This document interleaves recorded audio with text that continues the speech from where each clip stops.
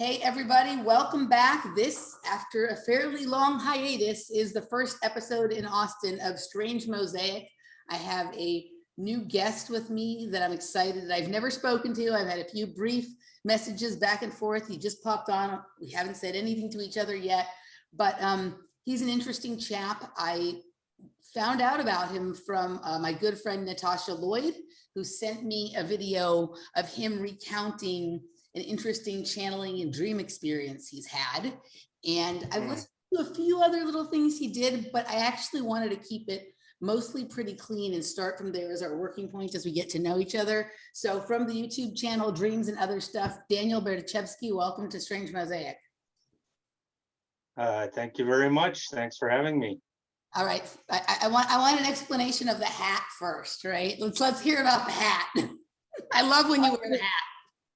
There's not much of an explanation. I was born in Russia and I went back there a couple of times, so I just bought it in a market there. Yeah. But this would have been a similar hat to what my grandpa would have worn in World War II, though. So it was an officer's hat, an old Soviet officer's hat. So yeah. And I do have a lot of his memorabilia as well. He died at the age of 98 a couple of years ago. Wow. Russians live a long time, dude. I'm fond of Russians. I was a gymnast, so spent a lot of my childhood around a lot of, people who had defected from the Soviet Union to the United States and began coaching gymnastics. Oh, yeah? Here. Yeah. Where in Russia is your family from? Or where are you from in Russia? I was born in Moscow, but my family's from a place called the Bryanska Oblast, which is on the Ukrainian border, not far from Chernobyl. Okay. That's fascinating. So, I mean, I had relatives that actually work cleaning it up. And how are they? I don't know. I don't know what, like, this was a long time ago, but it was like second cousins and stuff like that. So I don't know much about it, but all I know is that I have relatives that work there. Are you drinking a Moscow Mule while we have the show? Yeah, why not? I mean, I definitely need a drink before I go to work too, right? I love a good mule and I love it in a copper mug. So, I like that. Yeah. I love that you've come in full Russian regalia, hat, drink, and all, Welcome to the communist propaganda show, right? All right, excellent. Right. So, Daniel, I think you live in California, yeah? Yeah, you're breaking up a little bit. Yeah, I live in San Diego, in the San Diego area in Carlsbad. Oh, okay. I wasn't sure, based on some of your videos, and also I think something you responded to of mine, whether you lived in Palm Springs or San Diego. I knew you were sort of down there in that area, but I wasn't sure. Carlsbad. All right. Sophia. No, I'm right on the coast, 2 miles from the beach. Yeah. Okay, excellent. We were just down in Carlsbad, if not too long ago, visiting with Sophia Smallstorm. I don't know if you're familiar with her work, but she's a friend. Oh, yeah.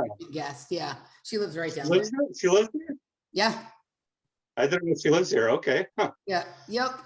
Yeah. Cool. So anyway, we were just down there right before we left to move to Austin. Anywho. All right. Well, let's just sort of, let's kind of pop right into sort of where my entrance point to you was.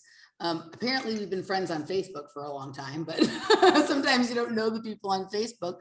My friend Natasha shared your video with me, and it resonated for me on a lot of levels. Like what you were talking about resonated, but there was something very particular about you that resonated for me, right? Oh yeah, okay.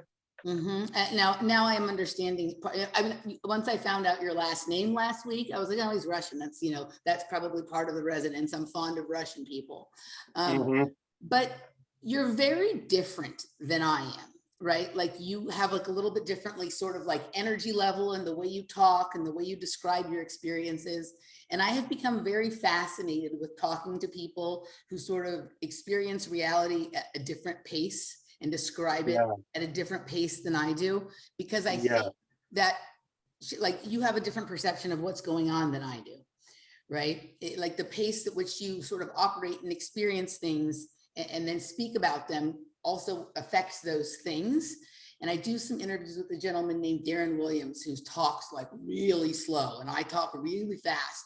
And there's some of my favorite interviews, right? And the way you describe your dreams, you're so particular. You take your time in describing every little detail, and you move through it like at a very deliberate pace. And it really appealed to me. And what was so fascinating was like what you were describing. You kind of made this video, and I'm going to let you describe some of it to people here, and we'll kind of start breaking some of it down. Maybe was sort of the blend over between like a channeled, a remote viewed kind of experience into a dream, right? But what you were talking about matches up like in a very significant way to a lot of experiences I've had, and a lot of some people that I know who like, I feel like their recounting of things is much more accurate than a lot of the stories that we hear around similar topics from certain people who get lots of attention, right? Even though we're kind of all talking about the same stuff, like the details and the way it's described, and the sort of resonance of the person when talking about it makes the difference for me between whether like we're listening to something that has any relevance to reality or whether it's like nonsense shit, right? And so listening to you, I was like, this guy, like the way he is delivering his experience speaks truth to me. So if you know exactly which video I'm talking about, maybe you can kind of give people sort of a synopsis in your own words of the experience. And I will link to the original video when I post the show. Are you referring to the one where it was at my workplace and I saw there was these two men in black characters? Yes. Yeah, that, okay, yeah. Yeah, that was actually even kind of a unique experience for me, because I wasn't quite asleep yet, and I was like in this trance-like state almost, but it didn't really feel like, you know, a takeover, a body snatcher thing or something malevolent. It just felt like something like I quantumly entangled into something, basically, into some information. And this being, it was a being of some kind that was basically describing to me how the world was destroyed, and the one that we know is no longer there.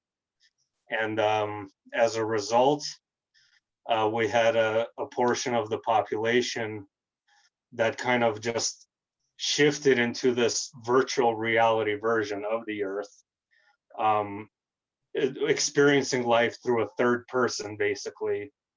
And that, I don't know if some of them are clones or how the process exactly is, or it's a little bit complicated, but basically, and then there was a certain number of the population that actually shifted directly with their own bodies and consciousness into the VR.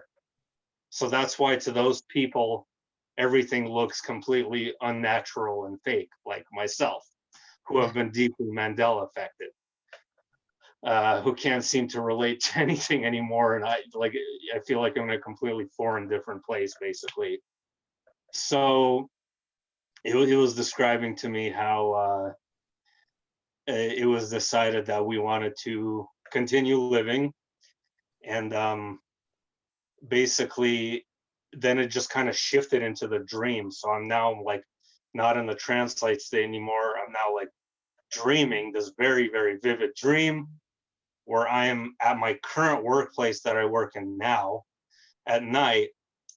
And there's sort of a dialogue that's kind of subtly still going, where I'm kind of having a dialogue in my mind in the dream where I understand what's taking place, sort of. So we're driving around in this black car, and then there's these two men in black suits, and they're wearing, I mean, they look, I remember clearly, they look very Middle Eastern.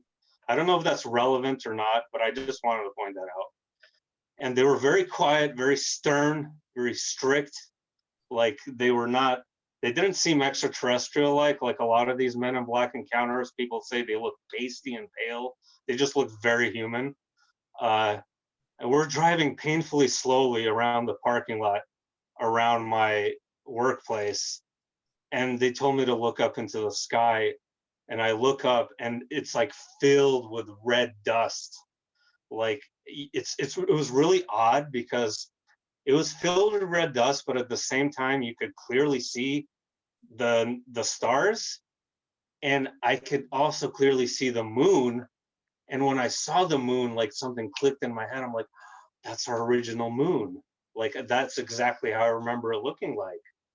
And so I'm looking at this red dust and what looked like I don't know, a Venus syndrome type of cataclysm kind of looking atmosphere. Basically, it looked not normal, and there was these beings.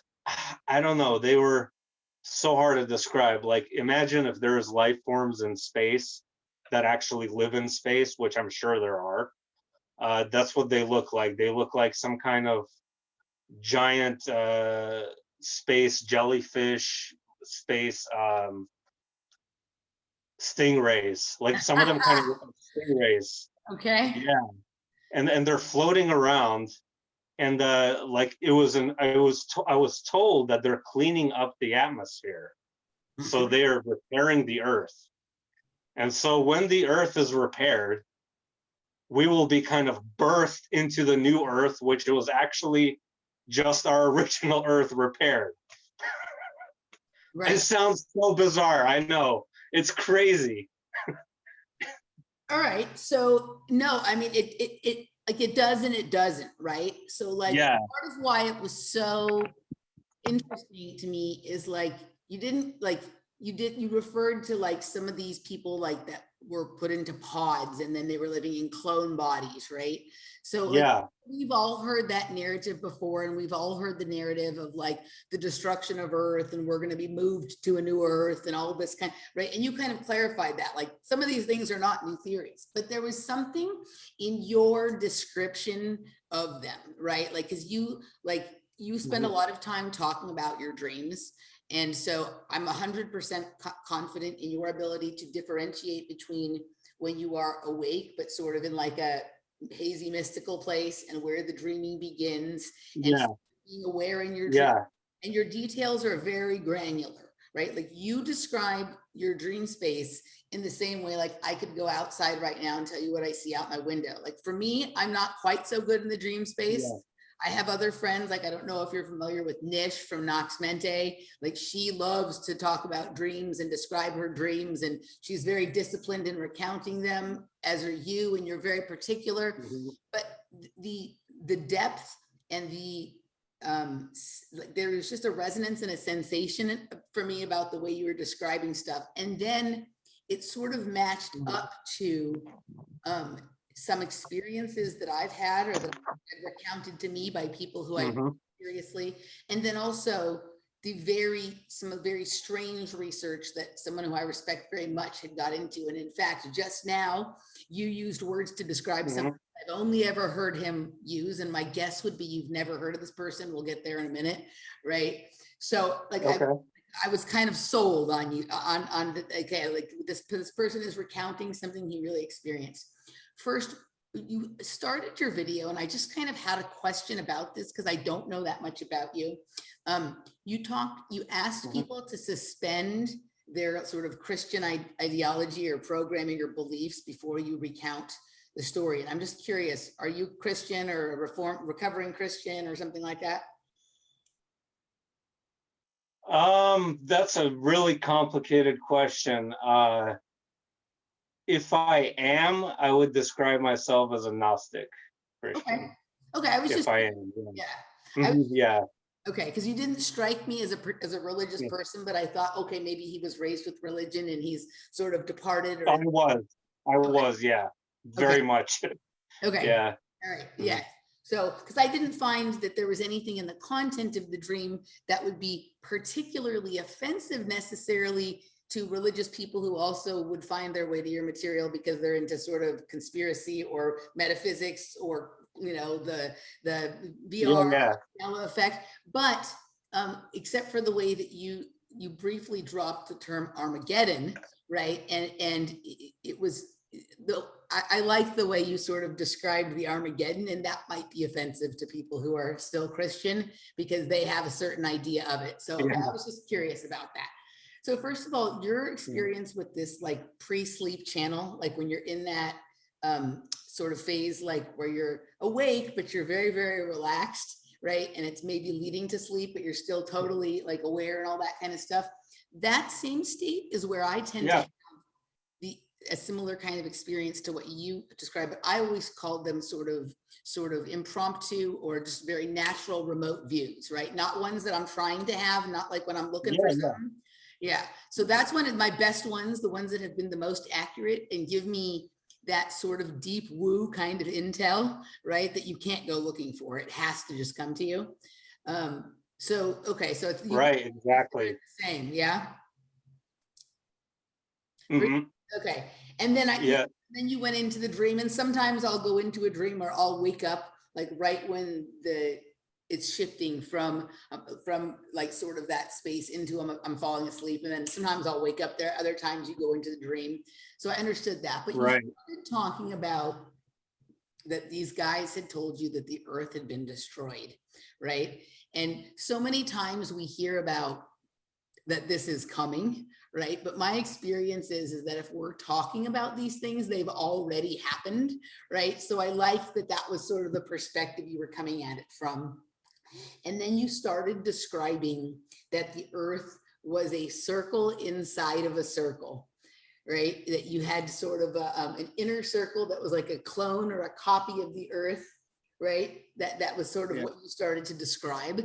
And I've been doing some interesting research into circles and circles inside of circles lately, right? So that was interesting just in and of itself. Yeah, that you sort of popped onto that, and it opens up a bunch of ideas related to hollow earth or inner earth or concentric circles, compartmentalization, like things. And then also the time distortion that happens when you have one circle inside of another and they're moving in opposite directions at opposite paces, right? I'm going to come back to this. Exactly, yeah. I'm going to come back to this later and sort of explain like why I'm saying that. But you start talking about a portion of the population were saved by being put into pods, right? And of course, like we've heard this from a lot of people in both like believable accounts and unbelievable accounts. And we've seen it in a lot of shows, right? We've seen it in Westworld. We've seen it in like any number of the science fiction kind of shows. I never watched any of those shows. Oh, good. That makes it even better. Okay, that even better. But you know what else? I always hated that idea too. I've always been very against the NPC idea and this whole concept in general. I've hated it. So it really bothered me to even see it in a dream. So is the thing that bothers you about the NPC thing, because it bothers me as well, but I also, I both think it's true and it bothers me. And the reason that it bothers me is because people think that the NPCs are somehow not real. And that they are real, yeah. And that they can treat them however they want, or that they don't matter, or that they're discardable. That's ridiculous. Yeah. That's absolutely absurd. No, I think you'd be spitting in the face of God by doing that, basically. Yeah. Okay. So then you talked about some people having made the transition without needing to go into pods, right? Yeah.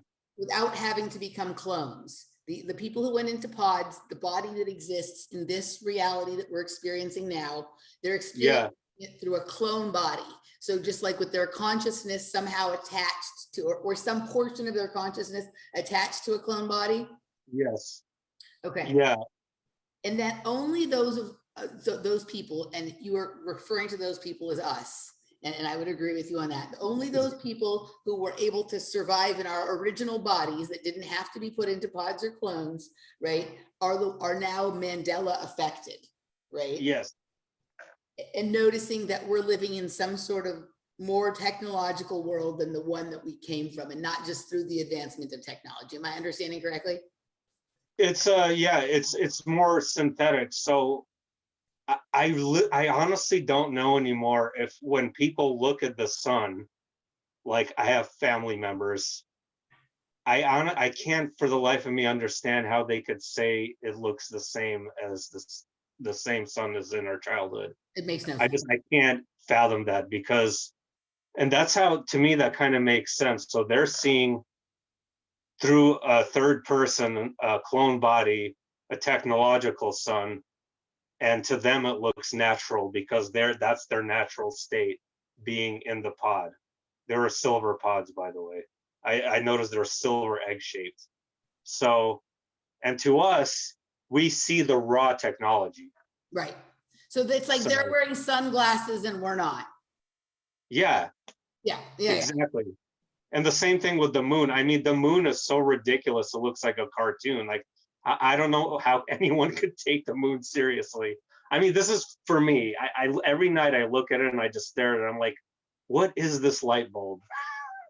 Well, one of the things that I noticed is at a certain point, both the sun and the moon started having this unusual shimmery quality that they didn't used to have before. Yeah. Right? Like, you know, when you get like Mhm. a brand new penny and it has Yeah. like weird coppery but iridescent shimmeriness to it now, they look like fake pennies, they don't look real, right? Yes. That's what the sun looks like to me. Yeah. Like some days it's really white, other days it has a little more color, but it has this weird shimmer like one of the brand new pennies. And then the moon is like, it looks like the LED lights in comparison to like the soft white lights that we used to have. Yes. Yeah.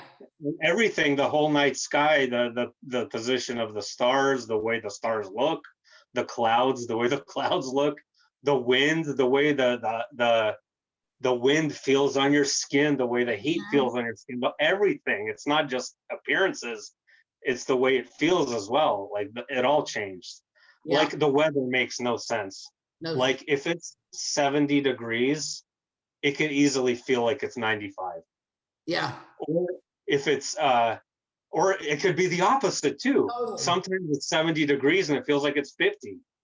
I had that yesterday. It's funny that you should say this because two things. Yeah. You recorded a video yesterday and you were thinking exactly what I was thinking about. You don't understand how anybody gets anything done anymore. Time makes no sense and da da da. I was having the same thoughts, but I actually had that experience with the weather yesterday that you're talking about. I went outside to exercise and I felt cold. I almost felt like I better go back and get a jacket. And I looked at the on my phone and it said 73. And I'm like, I never need a jacket when it's 73 to exercise. It feels like it's about 60. Right. So yeah. Yeah. But where are you located again? Right now I'm from Los Angeles. I just recently relocated to Austin. Austin, Texas. Oh, okay, got it. Okay, yeah. The reason I asked is because it is a little bit different in different regions too. Because I was just in Florida and the sun there looked and felt different than it does here. Yeah. So I don't know why that is. Yeah. In Arizona, it was kind of similar to here, but in Florida, it was very different. Interesting. So, yeah. All right. So then you moved on to start talking about that the Earth, the clone, the fake Earth or the cloned Earth or whatever was a dark mirror reflection of our original home, right? And it made me think of something really interesting, right? So there's obviously a show called Black Mirror. I've never seen it, but I've heard about it from people.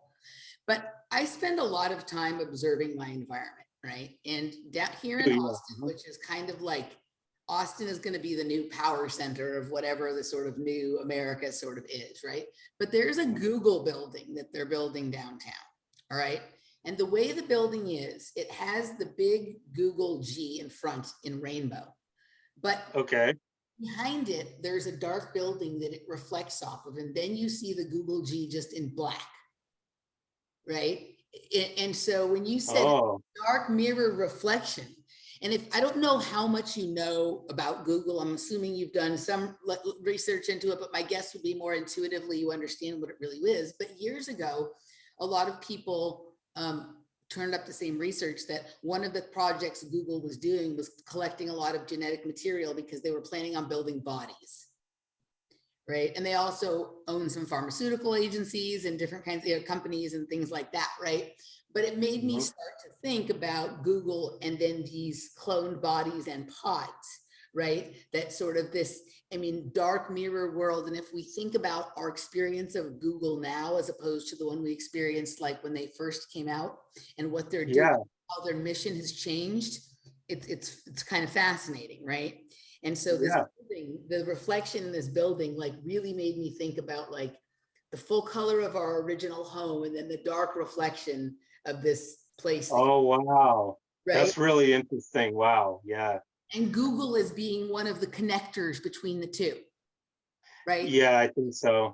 Yeah. Yeah, one thing I forgot to mention is since you're talking about buildings, is that that wasn't the end of the dream. So after we pulled out, like we went into one of our buildings, which is one of my buildings at work, and these two men, they take me inside, and it was like some kind of chamber, and it was clear, it was transparent, and it was some kind of I don't know what it was, but you had to go through it to clear yourself.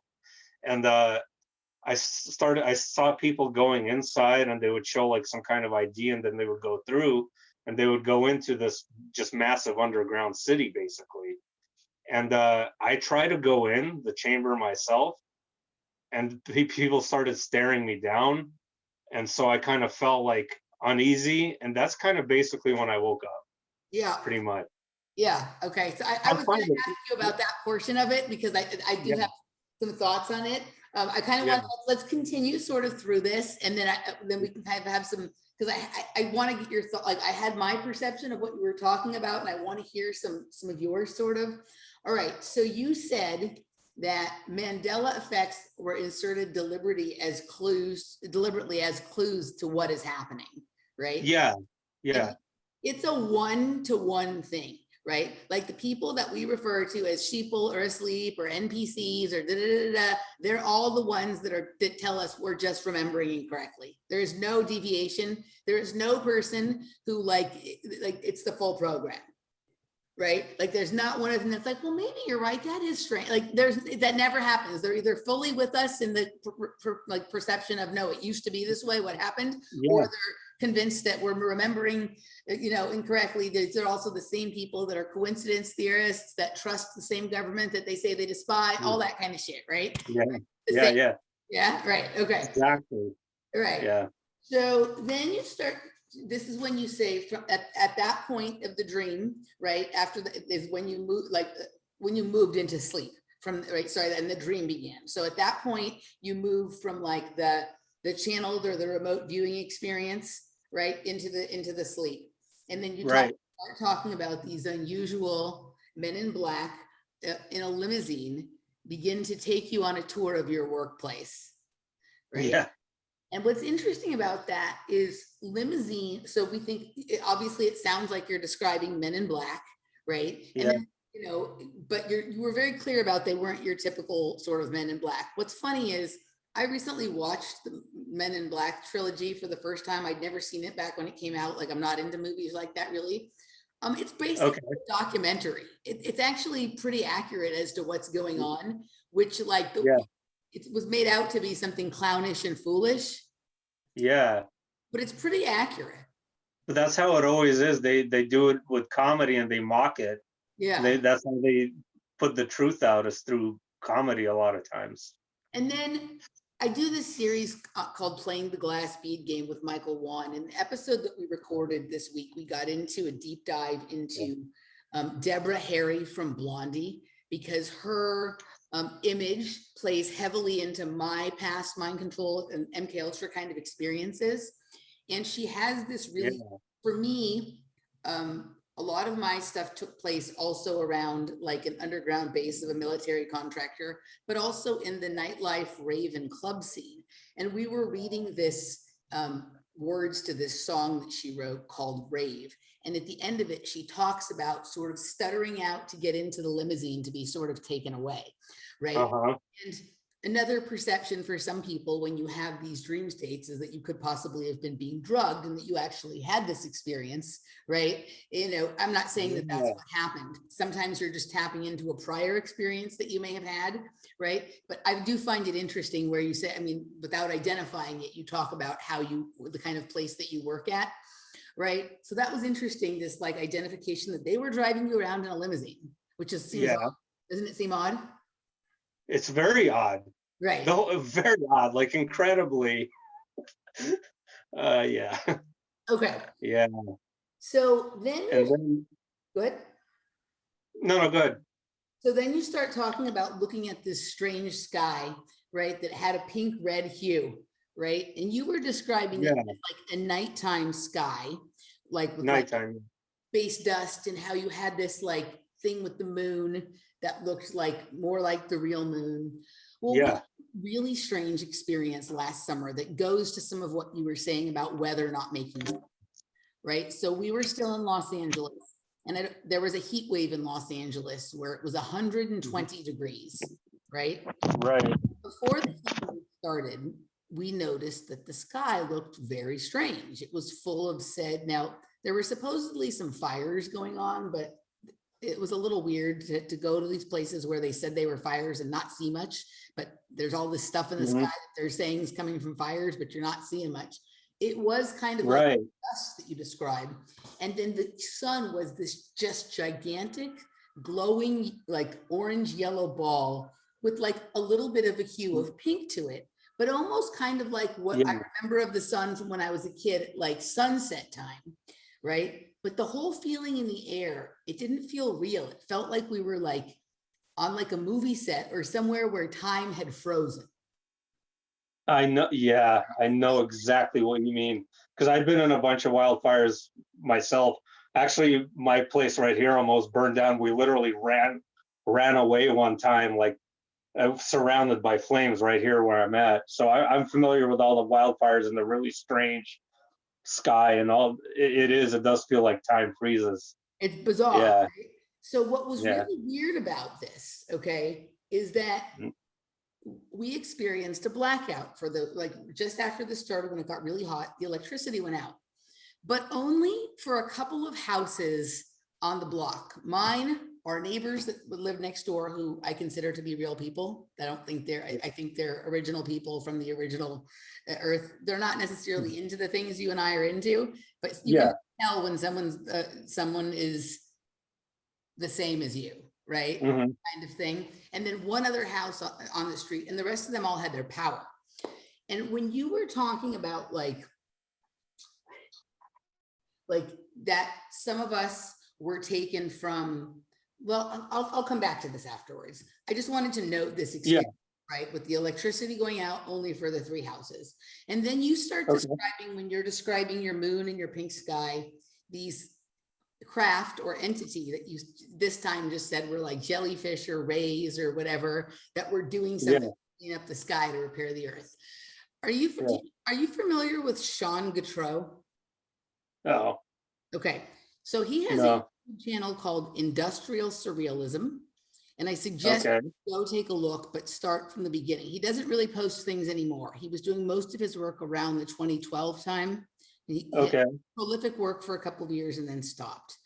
And he Okay. discovered these things moving around in the sky that he couldn't quite explain, and he began to refer to them as cloud cloaked craft, right? And the Okay. Yeah. he dug into them both like research wise in like, you know, scientific, military kind of texts, but also like ancient religious or spiritual texts to try and understand what they were, as well as continuing to photograph and video them.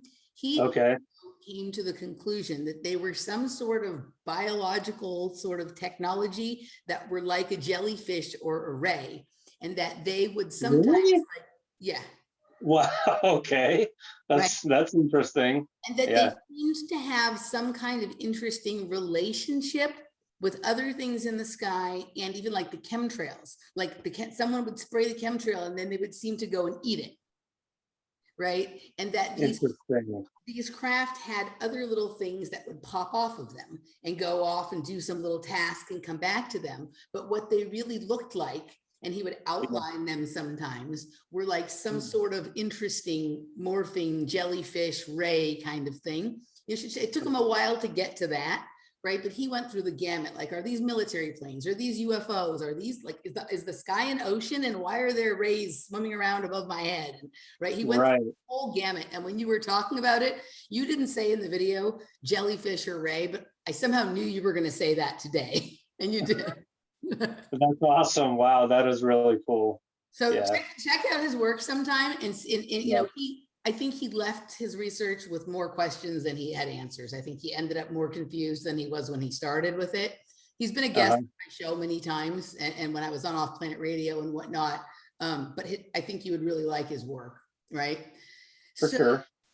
Yeah. So then you said Earth is in repair, and that out there where the surface was destroyed is frozen in time. Like eons have passed out there, while in the inner world, the dark mirror inner circle, right? Like it's just like a certain number of years. It feels like it's been a certain number of years, and that slow on the inner circle, but really fast out there. Right. Yeah. Okay. Definitely. So when I had this period of time in my life where I was really struggling, and somebody who was also a channeler gave me a reading and basically said that my energy moves faster and in the opposite direction of most of the other people around me. That there is like an inner circle that is rotating one way, outer circle that is rotating quickly, right? Kind of thing. Right. And it's causing me to be out of phase of time with all the people around me. And it's creating all sorts of problems for myself, right? Right. We were talking about like some of us from that outer, and we're all different. We're all in here. We struggle to sort of get along or fit in with the rest of society and whatnot. It was kind of interesting because it made me think, well, like my pace or my rotation is matching where I'm originally from. And maybe this is some sort of evidence of what you're talking about, that some of us in here are like the original from the outer earth like that, and the others are not, and their bodies were designed for this inner earth rotation. Yeah, exactly. Yeah. Exactly. You hit the nail right on the head. Yeah. Okay. Cool. All right. So then you say that we will return to our original earth, but it'll be like we think it's a new earth when it's really just a repaired old earth. And it makes me think of like a lot of people in the New Age community, or like the Dolores Cannon stuff, where there's like going to be an Earth 2.0, and we're going to be transported there, and it's going to be like Eden or paradise or the golden whatever. Like the story is never that it's just the same old Earth. It's just fixed and eons have passed. What you're saying sounds more right. It actually even fits into like some of, I don't know what threads of research you look into, but some of the questions around like mud floods, Tartarian buildings. If you're into like, I watch a lot like FPV Angel and their whole theory with like the particle accelerators and 400-year resets and things like that. What you're talking about really matches up sort of more to that than the New Age vision. Yeah. Yeah. Yeah. I hope so. Phil, if you have something, I'm just kind of, I'm almost wanting to sort of like check my assumptions against the details of your dream, because it was just so rich with possibilities for me. Yeah, it is. Yeah, for sure. Yeah. So, all right. So then you said you have no idea what will happen to the pod people, right? Like you said, basically, like we're going to go, those of us who, you know, we're in here in the VR game, eventually we'll return, everything will be okay. You kind of have no idea what will happen to the pod people. And then you also talked about this thing where you were shown this glass room, this room where they're scanning people in a box, and then going through to like this glass underground city, but you're not going there, right? And that like your assumption from that was that some people were being warehoused in underground cities on the original Earth, others who were going to be destroyed on the surface in pods, living in this virtual reality as clones, and then us who are from the original Earth, but are fully immersed in the game and are recognizing what it is, right? Exactly. So I think that the people in the underground city, that's like the maintenance crew. That's kind of how I see it. They're kind of maintaining both the VR game and us here, the the originals or whatever. So they're kind of working in tandem with most likely some ETs as well to kind of process this. So, which is like just a kind of a different iteration of the same. Like I spend a lot of time in the underground dance music scene, right, in Los Angeles. And there's also like lots of lore about civilizations that live under the ground in Los Angeles. And I heard about that. Yeah, yeah. I have always proclaimed that these people actually come up and interact with the humans at the parties. Like they come up out of the ground, and this is part of like the explanation of some of the anomalous experiences and whatnot, and why you see people that you're just like, what the, like it gets into like some of the ideas that are covered in the movie They Live and that kind of stuff, and the way that they're interacting. But also we sometimes get shown like these documentaries about these people who like live under the ground in the sewer in New York and in Las Vegas and whatnot, and how there's these all these weird like civilizations, and you go down there and they have like houses and TVs and shit down there, and it's like, why the fuck are they doing that? And we're told this story that it's like, oh, well, they don't have to pay for it down there, but that is our stupid explanation, right? Yeah. And what you're saying makes, you know, sort of more sense. So we have pod people, we have people underground from the original Earth that are underground there, and then we are the people like you and I, right? We are being used in a consciousness experiment as fully organic people immersed in a totally inorganic reality, right? Yeah. And that you said that evil will play out in this simulation, right? That, and I can't even read my own writing here. Yeah. That will be okay. We'll be okay. Yeah, it has to do with the biblical Antichrist sort of theme, where I always talk about iPad Go 2, the animation. Mm-hmm. Well, I think one of the reasons why it might have even been deliberately destroyed so that we could be inserted into a more inauthentic reality, so that they can play, so it would be easier for the dark side to play their dark twisted games, and for them to fully have the set to the play. So if we were back, for example, on the original Earth, we would be more prone to a lot of randomness, because I think that's how God creates. He creates through randomness, and it's not a rigid, you know, structure of this event or that event, because there's a natural flow to things. But here it seems like everything is staged. Doesn't it kind of feel that way sometimes? Like you feel like you're on a stage sometimes, because they want to bring in this, I know Antichrist is probably a stupid word, but they want to bring in this sort of demigod figure to play out his role here. Yeah. Yeah, So, I do believe that's the plan. I really do. okay, so we're in just a minute. We're going to wrap up the first segment and go into the patron segment, and we're going to start to talk about this controlled reality that you're talking about. Yeah. But before we do, I want to say, like, do you think it's possible, right? Because I feel like I experience a variety of different kinds of realities. Like on a day-to-day basis, at this point, we are mostly in this VR thing that you're talking about, right? Oh yeah. But sometimes I have experiences for a minute, an hour, or a day where I feel like I'm back in the other world. Me too. I have that too. Yeah. And that one of the things that's been happening, and like, you know, they're sort of like maybe even experience, like at first they wanted to have the conscious experiment of putting these people back into the inorganic to see what that's like, right? And at a certain point we begin to recognize it, and then as the Earth as being repaired. Now I don't know if it's the same group of people or the same intelligence doing it, but yeah, my feeling is that we are also sometimes allowed back out to the regular Earth, to see if we can tell the difference between the two. Like if we still have the ability to perceive the difference, right? right. I also get exposure sometimes to this underground civilization that you're talking about, Yep. but also like test, if they were about to return a bunch of people to a repaired Earth, like there would have to be a test phase, right? To see if like really repaired, if the people can survive out there.